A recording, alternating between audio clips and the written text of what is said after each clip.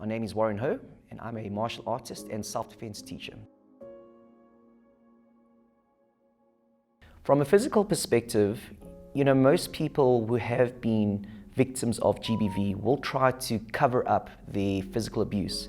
So this is the typical domestic violence incident where I've walked into a door, covering up a blue eye, walking with a hobble, being very uncomfortable when sitting or when standing because of some physical kind of damage or harm that's come to them. The difficult one is the emotional, psychological, and the financial ones. These are the ones where they are being put down at home, being bullied, being sort of degraded to a point where they lost their confidence, lost self-esteem.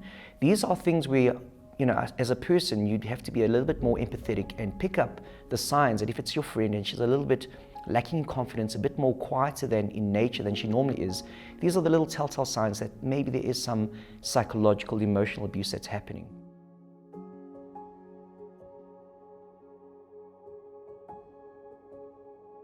Can be reported to the police. There is also the gender-based violence hotline, the national hotline that you can use in South Africa.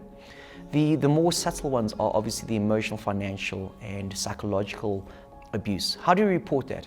Again, it can't be something that you do. It has to be done by the victim. They need to come to a decision that they want to make a change in their situation. They need to acknowledge that they are being abused and obviously take the action. Again, using the right channels, either calling the hotline, calling a friend, calling out charity organizations that are out there. That is, is something that can be used as a channel to report and seek counseling for GBV.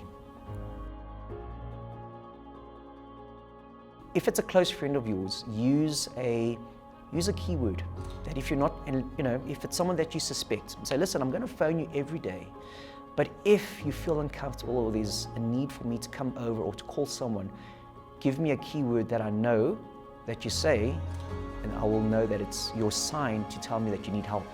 So the keyword could be purple clouds, whatever it may be. If you say purple clouds in a sentence, I know that you need help and I must intervene. So that could be a way to call for help, and especially for people that you're close to, that you care about, and you can have that heart-to-heart and sincere discussion with. Tell them that we'll use the keywords. I'll call you every day if you want me to, or every week, and if there's something wrong, use the keyword, or use the phrase, purple rain, and I will come in and assist. I know that something is wrong. A lot of people always sort of label me as a self-defense instructor and think that I only deal with the physical aspects of self-defense. But there's a very important aspect of self-defense that involves using your voice. And the voice, as subtle and as mundane as it sounds, it is a metaphor for someone being able to stand up for themselves. Being able to voice your intentions, to voice your dislikes is a very important thing. In a criminal situation, someone comes towards you, you would say, stay, stop, get back, I will defend myself. However, that very action of being able to stand up for yourself takes a lot of courage and confidence to be able to do. In a way, for people that have been victims of gender-based violence, you need to find your voice. And being able to find your voice is to stand up for yourself, know what is right for you, and have the confidence to say and do something about it. So the voice training, even though it's something which I teach to combat external criminal elements, it's also to help you grow your self-esteem and your confidence and become more resilient to whatever GBV abuse that you might be encountering.